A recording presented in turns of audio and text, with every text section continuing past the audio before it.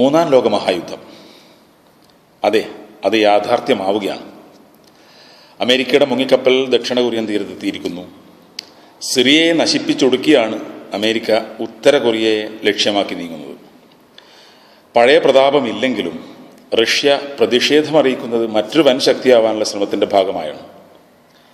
ഈ ശക്തികൾ തമ്മിലൊരു സൈനിക സംഘടനം ഏത് നിമിഷവും നടന്നേക്കാം. ഈ യുദ്ധത്തിന് ആരാണ് കാരണക്കാർ? IS പോലുള്ള ഭീകര തീവ്രവാദ സംഘടനകൾക്ക് വൻ ശക്തികൾക്കെതിരെ വിജയിക്കാനാവില്ല. കാരണം തികച്ചും അനിസ്ലാമികമായ രീതിയിലാണ് ഇവരുടെ പ്രവർത്തന രീതി.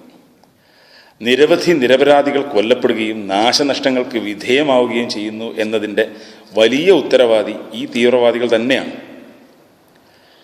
ചിതറിത്തെറിച്ച ജനക്കൂട്ടമായി ആഗോള മുസ്ലിം ജനത മാറിയിരിക്കുന്നു. ഒട്ടനവധി ഉപരോധങ്ങൾക്ക് വിധേയമായി കഴിഞ്ഞ കുറേ വർഷങ്ങളായി വാർത്തകളിൽ നിറഞ്ഞു നിൽക്കുന്ന രാഷ്ട്രമാണ് ഉത്തര കൊറിയ.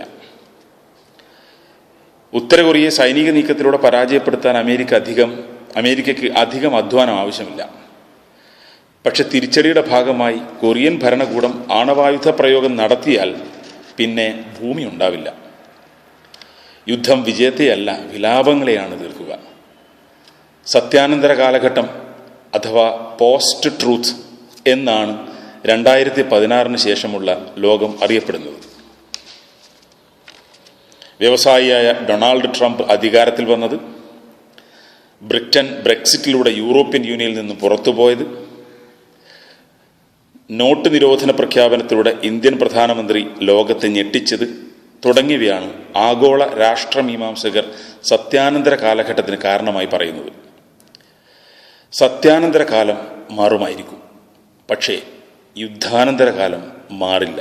കാരണം അതിനെ അതിജീവിക്കാൻ ഭൂമിക്ക് ജീവനുണ്ടാവില്ല. നമുക്ക് പ്രാർത്ഥിക്കാം സമാധാനത്തിനായി.